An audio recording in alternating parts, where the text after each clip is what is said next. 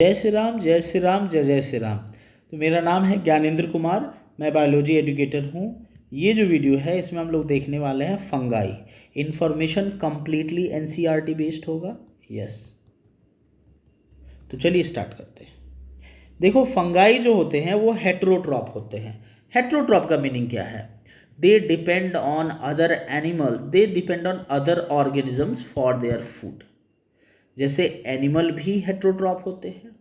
अब फंगाई जो है हेट्रोट्रॉप तो हैं, ये सेप्रोफाइटिक भी हो सकते हैं, पैरासाइटिक भी होते हैं और सिम्बायोटिक भी हो सकते हैं। Saprophytic means they grow on dead and decaying matter.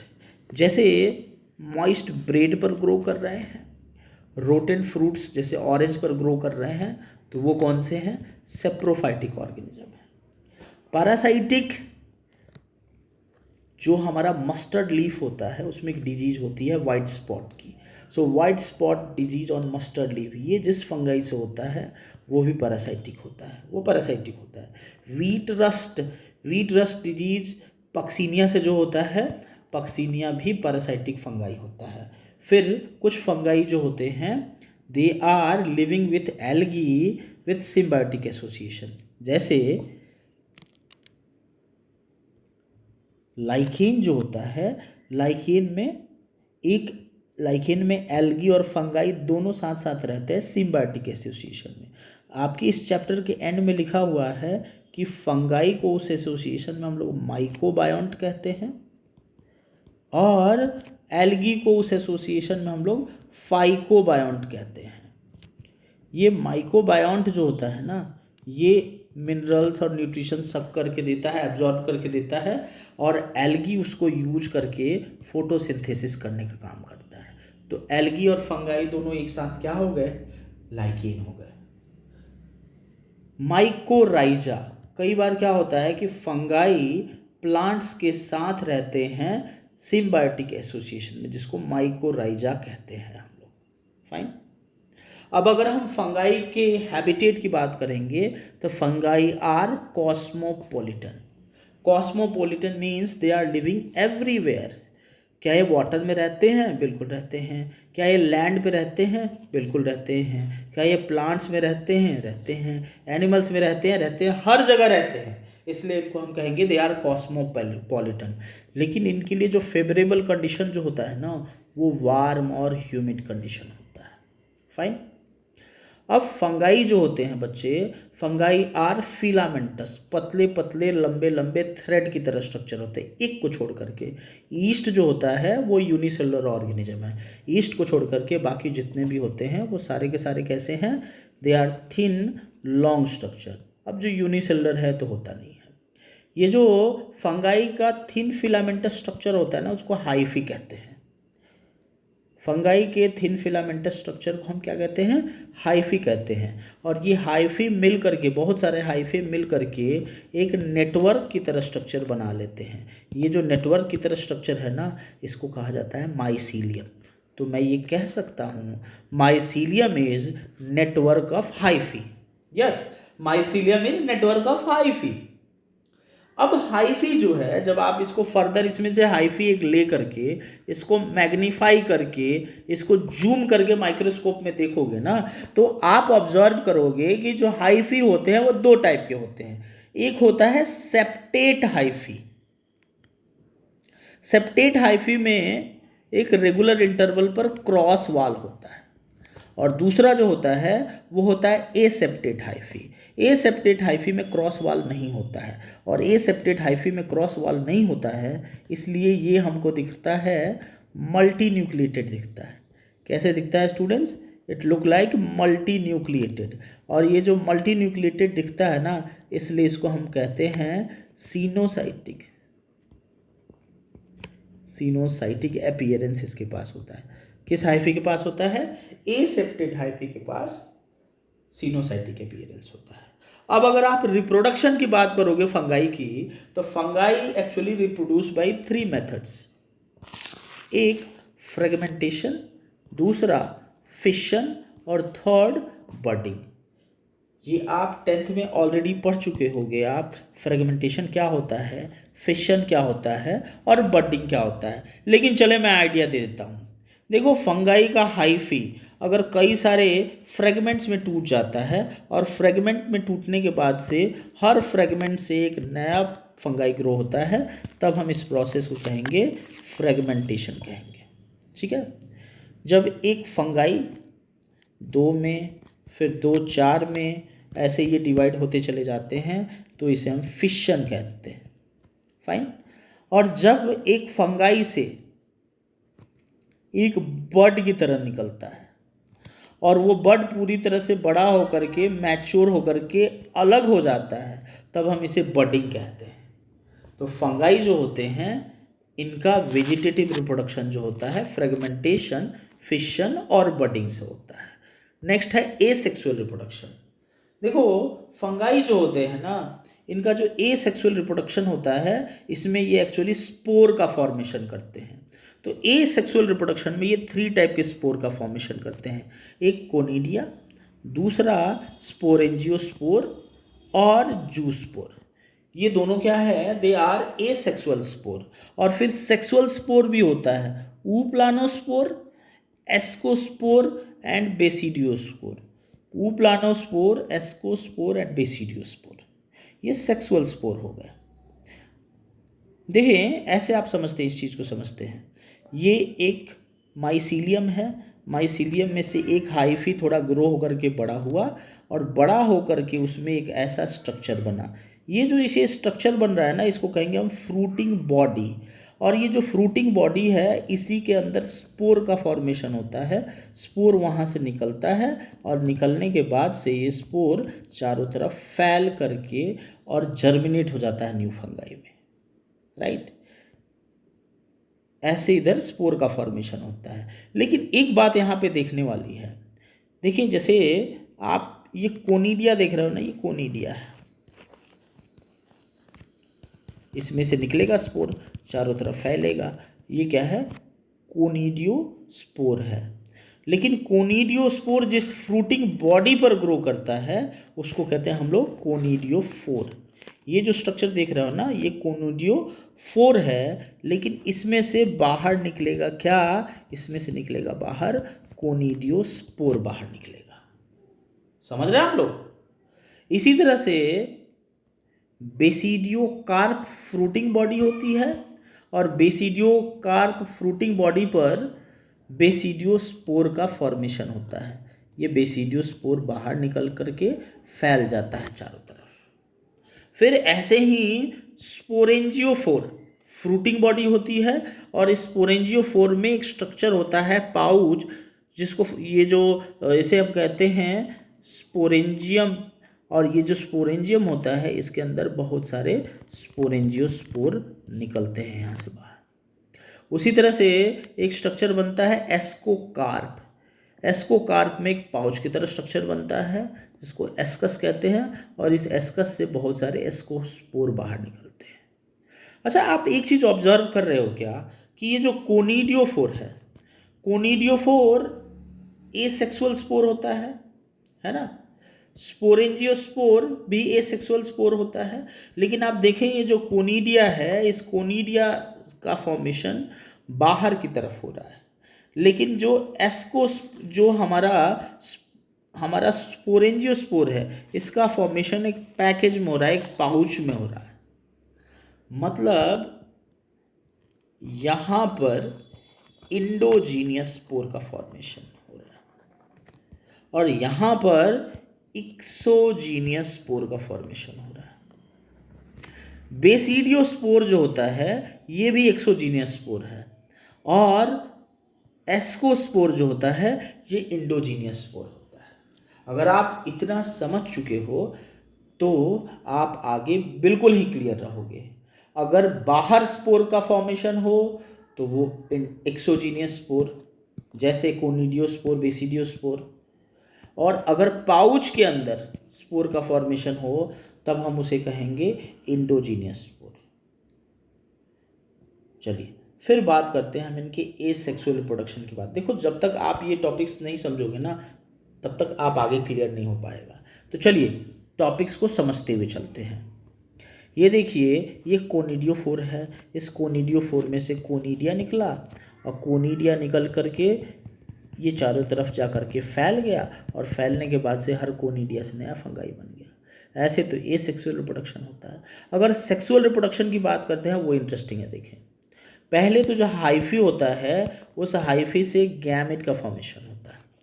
Gamete जो होता है ये हैप्लॉइड सेल होता है। बेटा हैप्लॉइड सेल जो होता है ना, इस हैप्लॉइड सेल को हम लोग हमेशा एन से इंडिकेट करते हैं। तो एक हैप्लॉइड हाइफी से हैप्लॉइड गैमेट बनता है, राइट। और ये जो हैप्लॉइड गैमेट होता है, दो हैप्लॉइड गैमेट आपस में फ्यूज होते हैं, है ना। जो सेक्सुअल रिप्रोडक्शन होता है, सेक्सुअल रिप्रोडक्शन में तो गैमेट का फ्यूजन होता है ना, तो यहाँ पर दो गैमेट जो होते हैं, हैप्लॉइड गैमेट, वो फ्यूज होते हैं और फ्यूज होने के बाद से एक स्ट्रक्चर बनता है जिसको कहते हैं हम लोग डाई करियोन। डाई मीन्स क्या होता है? दो, और करियो मीन्स क्या होता है स्टूडेंट्स? न्यूक्लियस होता है। तो सबसे पहले इनका साइटोप्लाज्म मिक्स होता है जिसको हम लोग कहते हैं प्लाज्मोगैमी। फिर उसके बाद से क्या होता है, नेक्स्ट स्टेप में इन दोनों का न्यूक्लियस भी फ्यूज हो जाता है जिसको कहते हैं हम लोग करियोगैमी। करियो मीन्स न्यूक्लियस, गैमी मीन्स फ्यूजन। तो इनका न्यूक्लियस फ्यूज होकर के जाइगोट बन जाता है और वो जाइगोट फिर फंगाई में ग्रो कर जाता है। तो यहाँ तक आई होप आपको चीज़ें समझ में आ गई होंगी। ए सेक्सुअल रिप्रोडक्शन और सेक्सुअल रिप्रोडक्शन समझ में होगा। अब चलिए हम लोग स्टार्ट करते हैं क्लासिफिकेशन ऑफ फंगाई। देखो, फंगाई को जो क्लासीफाई हम लोग करते हैं ना, ये उनके माइसीलियम के बेसिस पर करते हैं, ये हम उनके स्पोर फॉर्मेशन के बेसिस पर करते हैं, और ये हम उनके फ्रूटिंग बॉडी के बेसिस पर करते हैं। तो जो फंगाई होते हैं आप उनको दो टाइप में डिवाइड कर सकते हो, एक जिसमें क्लियरली सेक्सुअल रिप्रोडक्शन नोन है और दूसरा जिसमें सेक्सुअल रिप्रोडक्शन नोन नहीं है। ठीक है, जिसमें सेक्सुअल रिप्रोडक्शन नोन नहीं है उनको हम कहते हैं ड्यूटेरियोमाइसिटीज कहते हैं। इनको हम लोग इम्परफेक्ट फंगाई भी कहते हैं। यस, जितने फंगाई का सेक्सुअल रिप्रोडक्शन नहीं पता हुआ होता है उसको हम लोग ड्यूटेरियोमाइसिटीज में डाल देते हैं, और जब अगर पता चल गया तो इधर किसी ग्रुप में लाके डाल देते हैं। समझ रहे आप लोग? तो फंगाई को हमने दो पार्ट में डिवाइड किया, जिसमें सेक्सुअल रिप्रोडक्शन है और जिसमें सेक्सुअल रिप्रोडक्शन नॉट नोन। जिसमें सेक्सुअल रिप्रोडक्शन है उसमें भी आप माइसीलियम के बेसिस पर तो दो टाइप में डिवाइड कर सकते हो ना। अगर उनका माइसीलियम एसेप्टेट है तो वो है हमारा फाइकोमाइसिटीज, और अगर उनका माइसीलियम सेप्टेट है तो वो है एस्कोमाइसिटीज, बेसिडियोमाइसिटीज। तो जिसका माइसीलियम एसेप्टेट है वो फाइकोमाइसिटीज है, और एस्कोमाइसिटीज और बेसिडियोमाइसिटीज के पास सेप्टेट माइसीलियम होते हैं, और जो ड्यूटेरियोमाइसिटीज होता है इसमें sexual reproduction is not known. ठीक है, अब ये फाइकोमाइसिटीज, एस्कोमाइसिटीज, बेसिडियोमाइसिटीज और ड्यूटेरियोमाइसिटीज को हम लोग डिटेल में देखेंगे। सबसे पहले हम लोग बात करते हैं फाइकोमाइसिटीज की। देखो, फाइकोमाइसिटीज जो होता है ना, इसका एक्वेटिक हैबिटेट होता है। क्या, कैसा हैबिटेट होता है? इसका हैबिटेट एक्वेटिक होता है, पानी में रहता है, डिकेइंग वुड पे रहता है ना, और कई बार ये obligate parasite on the plant भी रहता है। ठीक है, so it can be aquatic habitat, it can grow on decaying wood and it can survive on the plant also as a parasite. इनका जो माइसीलियम होता है वो माइसीलियम कैसा होता है स्टूडेंट्स? इनका माइसीलियम के पास क्रॉस वाल होता नहीं है, इसलिए वो कैसा दिखता है? मल्टी न्यूक्लिएटेड दिखता है ना। सिनोसाइटिक दिखता है, मीन्स मल्टी न्यूक्लिएटेड दिखता है, और ये कैसा होता है? ये एसेप्टेट होता है। अब इसमें अगर एसेक्सुअल रिप्रोडक्शन की बात करें तो इनके अंदर होता है इंडोजीनियस स्पोर का फॉर्मेशन। मैंने आपको बताया था ना कि एक फ्रूटिंग बॉडी बनेगी और उस फ्रूटिंग बॉडी से कई सारे स्पोर निकलेंगे। इनका जो फ्रूटिंग बॉडी है इसको हम लोग कहते हैं स्पोरेंजियम। इस स्पोरेंजियम से बहुत सारे स्पोर निकलते हैं, है ना। और जो स्पोर होते हैं वो स्पोर मोटाइल भी हो सकते हैं और नॉन मोटाइल भी हो सकते हैं। स्पोर मोटाइल कैसे होंगे? अगर स्पोर के पास फ्लैजिला है मूवमेंट के लिए। Yes, a spore has flagella for movement, we will call it zoospore. अगर इसके पास फ्लैजिला नहीं है then we will call it aplanospore, right. Zoospore क्या है? Flagellated spore, and aplanospore non flagellated spore, they are non motile, right. फिर अगर sexual reproduction की बात करें तो इसमें 3 टाइप का फर्टिलाइजेशन होता है इनके अंदर। आइसोगैमस, आइसोगैमस में क्या होता है? जब सेम साइज के मेल और फीमेल गैमेट फ्यूज हो तो आइसोगैमस कहेंगे। अगर एक बड़ा और एक छोटा हो तो एनाइसोगैमस कहेंगे। और फीमेल बड़ी हो और नॉन मोटाइल हो और मेल छोटा हो, मोटाइल हो, then we will call it oogamous। Male और फीमेल अलग अलग साइज के हों तो, सेम साइज के हों तो सॉरी आइसोगैमस, अलग अलग साइज के हों तो एनाइसोगैमस, और मेल फीमेल गैमेट बड़ी हो और मेल गैमेट छोटा और मोटाइल हो तो हम लोग कहेंगे oogamous। तो इस तरह से इनमें क्या होता है? सेक्सुअल रिप्रोडक्शन होता है। मेल और फीमेल गैमेट फ्यूज होते हैं और फ्यूजन के बाद से जो स्ट्रक्चर बनाते हैं उसको कहते हैं हम लोग जाइगोस्पोर। इस जाइगोस्पोर में मियोसिस होता है और मियोसिस होने के बाद से क्या बन जाएगा? ये हैप्लॉइड बन जाएगा सेल्स। इसकी सेल्स कैसी बन जाएंगी? हैप्लॉइड सेल्स बन जाएगा। और ये जो हैप्लॉइड सेल है, इस हैप्लॉइड सेल से बहुत सारे इंडोजीनियस स्पोर निकलेंगे। इसमें फ्यूजन फर्दर इसमें डिवीजन होगा और फर्दर डिवीजन के बाद से इसमें बहुत सारे इंडोजीनियस स्पोर निकलेंगे बाहर, चारों तरफ फैल जाएंगे। तो इस तरह से इनमें होता है sexual reproduction. Male gamete female gamete fuse हुआ, जाइगोस्पोर का फॉर्मेशन हुआ, उसमें मियोसिस हुआ और उनका फर्दर नंबर इंक्रीज हुआ और बना फिर क्या? इंडोस्पोर फॉर्मेशन बना। इसका एग्जाम्पल है म्यूकर, राइजोपस, एल्बुगो। म्यूकर तो पता ही होगा आपको। राइजोपस ब्रेड मोल्ड कहते हैं, ब्रेड पे ग्रो करता है। और एल्बुगो जो होता है ये पैरासाइटिक फंगाई होता है, मस्टर्ड पर ग्रो करता है, ठीक है। Next one is ascomycetes. Ascomycetes जो होते हैं, एस्कोमाइसिटीज को हम लोग सैक फंगाई भी कहते हैं। Yes, ascomycetes are also called sac fungi. They are mostly multicellular. Yes, they are multicellular and they are rarely unicellular. अगर यूनिसेलुलर होंगे तो उसका एग्जाम्पल है ईस्ट, ठीक है। एस्कोमाइसिटीज का एग्जाम्पल है पेनिसिलियम। याद आ रहा है पेनिसिलियम आपको? पहला एंटीबायोटिक जो था पेनिसिलिन, ये इसी से निकाला गया था, ठीक है। अलेक्जेंडर फ्लेमिंग ने पेनिसिलिन एंटीबायोटिक किससे निकाला था? पेनिसिलियम से ही निकाला था, ठीक है।